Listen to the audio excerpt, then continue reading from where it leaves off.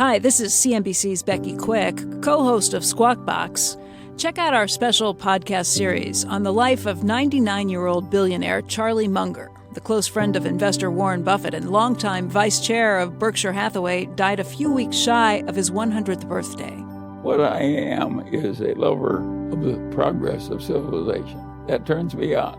Charlie was irreverent. He was focused. He was one of the world's most successful investors, and he was one of a kind. Hear his last interview in Charlie Munger, A Life of Wit and Wisdom. You can find it by searching Squawk Pod on your favorite podcast app.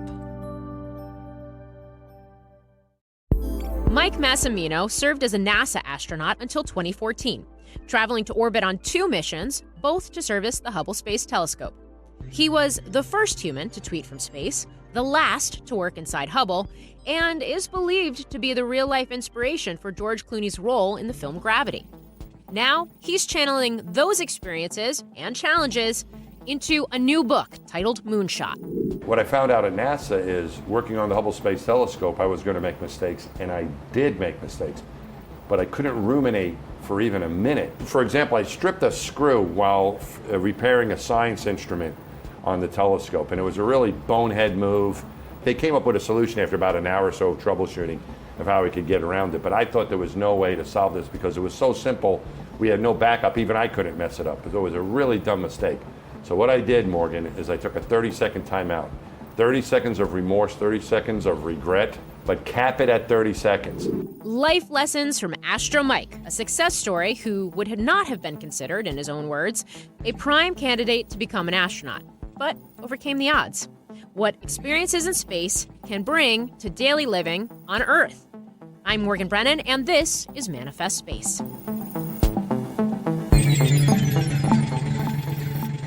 So the decision to write another book, why and what's it about? Well, I had learned so much as an astronaut. I was kind of like you wouldn't necessarily consider me to be a prime candidate to become an astronaut to begin with. I was kind of this skinny, scrawny kid growing up, afraid of heights. I still don't like heights. My vision went bad on me at an early age, but I made it. Perseverance, not giving up. So that's part of what the book is about. But mainly what it is things I learned after I got to NASA.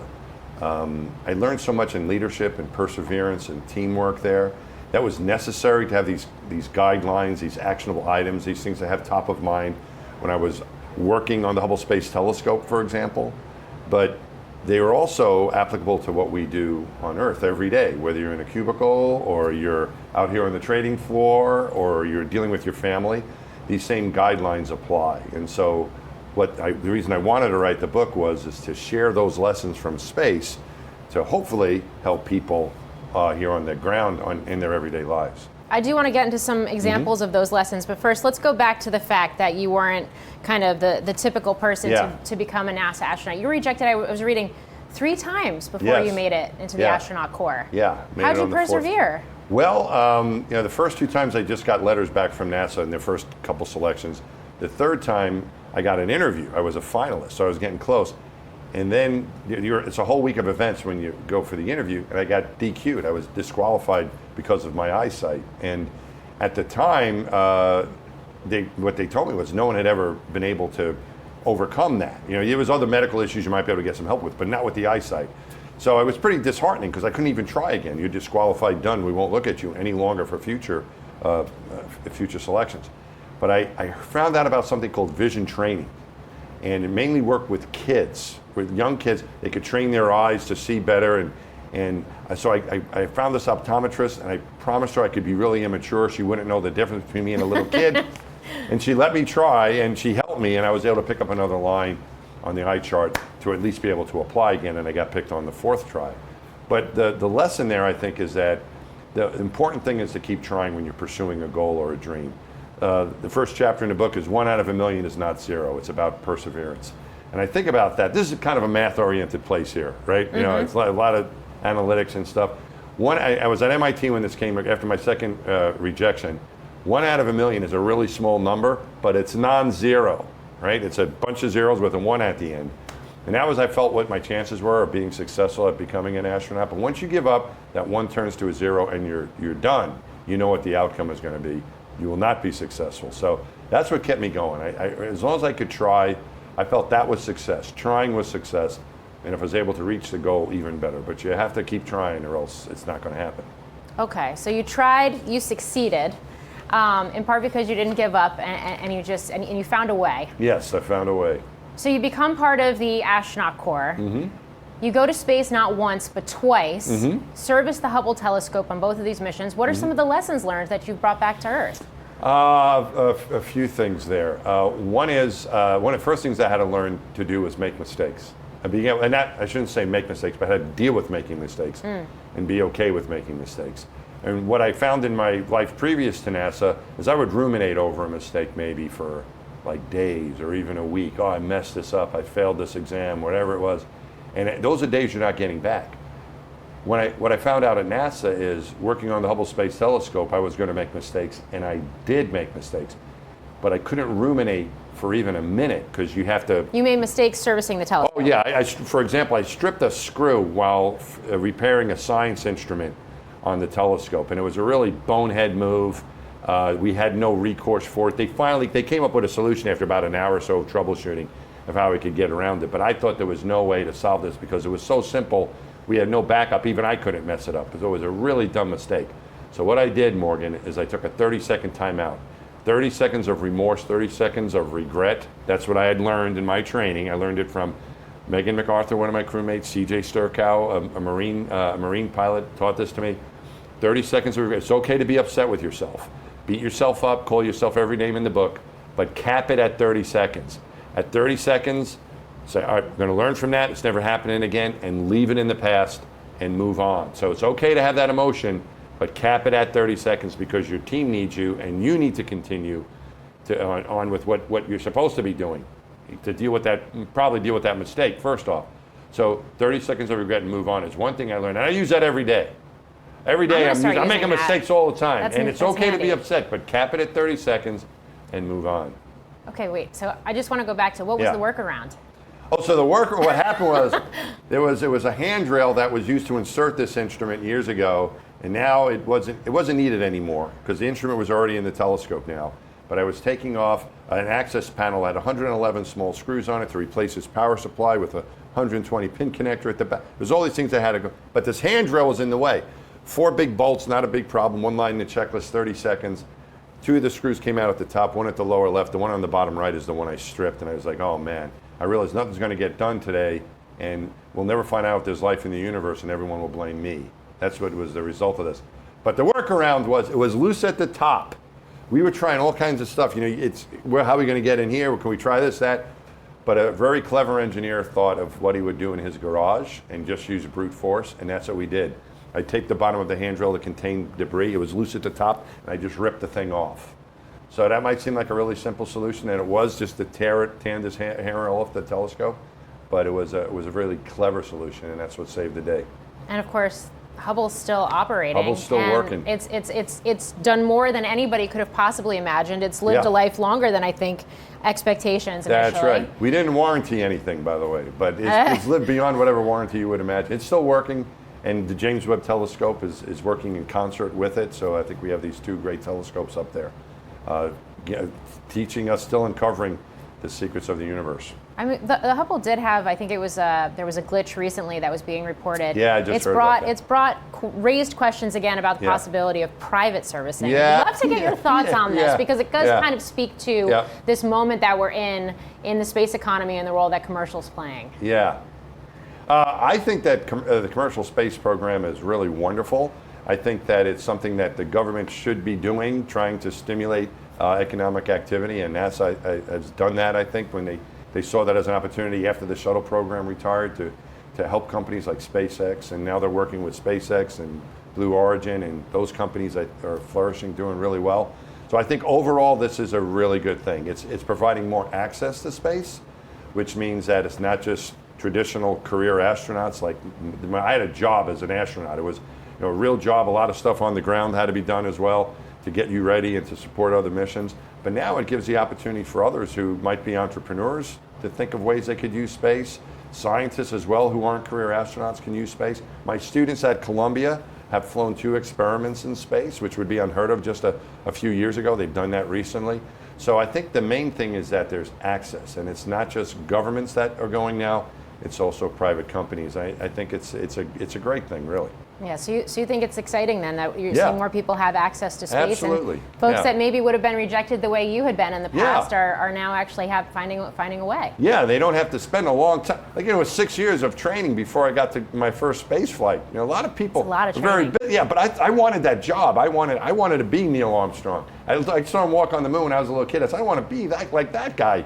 And so I wanted that career. So for me, that was my passion. I wanted to not just fly in space, but I wanted to be part of the team at NASA and learn all these cool things that I share in the book, right? All these lessons, that's where they come from. But other people might not want to do that, or they might not be able to do that, or they have to go through the selection and maybe that won't work. So now there's other ways to go. And again, it's not people, but it's also other things. Other satellites are going to be launched, communication systems. Now that the access is there, people can be creative. All these smart entrepreneurial people around the world can think of how can space be used in whatever it is that I'm developing or doing, maybe in entertainment, maybe just for vacations too. Now it's all possible. Would you go back to space? I don't know, it depends, Morgan. I think the answer to that should be yes, but I think I'm very happy with the space flights I had, and I'm happy with what I'm doing now. If there was a purpose for me to go back, like if they needed me to go back to help with the Hubble servicing, if they were going to do that, yes, I would do that. If there was maybe something I was doing for outreach or some special thing that only I could do or that I was uniquely qualified for, yeah, I would love to go back. But I think there would need to be a purpose. And I think for a lot of even the private astronauts that are coming, they're doing research or they're going there for whatever their reasons are. So I feel like I'm very happy with what I've gotten to do. I'm very happy with what I'm doing now. And if the right opportunity came along, I would, but I'm not holding my breath that that's going to happen. We'll see what happens. Okay. Give me a couple more lessons from the book. So one I use every day is to be amazed, Morgan. And I think that it's important for us to take a little time out and just look around our planet and the people around us and realize how amazing it is for us to be here. And that came to me during my second spacewalk. We had kind of a break in the action, and I was able to look at the planet from our altitude at Hubble, which is 350 miles up. Beautiful to see our planet. The thought that went through my mind was, this is a view from heaven. And then I thought, no, it's more beautiful than that. This is what heaven must look like. And I thought I was looking into an absolute paradise. And you admire it from afar when you're in space, but on Earth you get to interact with it. And it changed my interaction with the planet. So I try to look around and see these wonderful things that are around us every day. It might be, looking at the Grand Canyon, which is pretty spectacular, or the ocean, but it's also just walking around New York City, riding the subway even is it's pretty amazing that we have these systems in place. This building that we're in now at the stock exchange, seeing the people, seeing the faces, seeing the pace of things. I think we are living in an amazing place, and we should always try to take time out during the day to be amazed. I do have to ask about this. You've been called the real-life astronaut that inspired George Clooney's role in the movie Gravity. Is that true? I don't know. I'm not going to dispute that. I've never met George Clooney.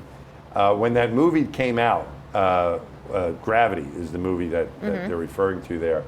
There was a rumor going around that that might have been based on my spacewalking experiences, or the way.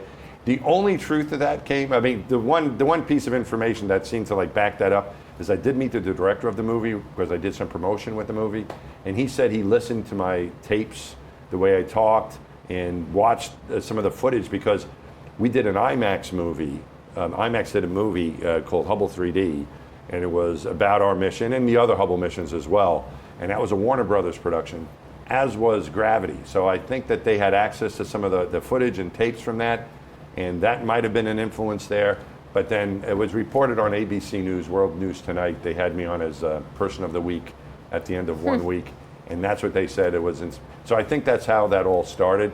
But I'm very flattered by that, so I'm not going to dispute that rumor or dispel it in any way. But there may be, I think there is some truth to it, but yeah, that's the way it was reported. So I'm going with it. I would go with it. That's pretty amazing. A good one. Yeah. Most amazing, unappreciated, overlooked, or wrongly misinterpreted thing about being in space, going to space, or doing a spacewalk, any of the above? I think what what I was really surprised about as far as like the astronaut program goes was as I started to get closer to it, and I think, when you have a dream that you're wanting to do, you might have had an idea of what being an anchor was like, or being a reporter or journalist on television was like, or what those people would be like. And I had this idea, these astronauts were superheroes and a little intimidating. But as I got to know them on my path to becoming an astronaut, I found that I really liked them. And they had all the qualities that I would want to have in myself. They were hardworking people. They were friendly. Some were very outgoing. Some were more not so, a little more introverted. But they had the quality of hard work and dedication and teamwork. And I miss flying in space. Like you mentioned about the experience of going, that was cool. But what I really miss even more, that I think about when I dream at night now, when I first left NASA, I dreamed about like being in space. But now I dream more about just the camaraderie of figuring out problems together, working on engineering solutions to things, the bigger team, not just the astronauts that I work with, but the instructors and the people in the Mission Control Center. That is what I really miss, that camaraderie. And it's not a bunch of superheroes. It's a bunch of hardworking people that really love their jobs and work together and take care of each other. And those are things that we can have in our everyday lives too, trying to build that team where everyone cares about each other. Another lesson I learned along the way that I share in the book is the secret to leadership is finding a way to care for and admire everyone on your team. And if you meet someone that you don't like who's on your team, don't think of it as you don't like them, think of it you don't know them well enough, and try to get a good thought on everybody and keep it in your bank of good thoughts, is what I call it, so that when you might have a conflict, you can go back to that bank of good thoughts. And this is helpful during the holiday season too, with families, getting that good thought about everybody. But it was really important for us to be able to get along and have a very good team effort, or else we weren't going to be successful. And it's not a bunch of individuals. It's really a team effort, and that is something we can have in our everyday lives. So I didn't know what it was going to be like. I thought it might be a bunch of ego-driven people, and they were all very qualified, but they all had that spirit of camaraderie and working together, which I found very pleasant. It was a great way to go to work every day. That does it for this episode of Manifest Space. Make sure you never miss a launch by following us wherever you get your podcasts, and by watching our coverage on Closing Bell Overtime. I'm Morgan Brennan.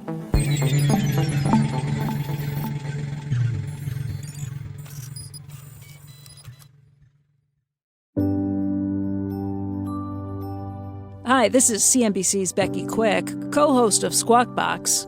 Check out our special podcast series on the life of 99-year-old billionaire Charlie Munger. The close friend of investor Warren Buffett and longtime vice chair of Berkshire Hathaway died a few weeks shy of his 100th birthday. What I am is a lover of the progress of civilization. That turns me on. Charlie was irreverent. He was focused. He was one of the world's most successful investors, and he was one of a kind. Hear his last interview in Charlie Munger, A Life of Wit and Wisdom. You can find it by searching Squawk Pod on your favorite podcast app.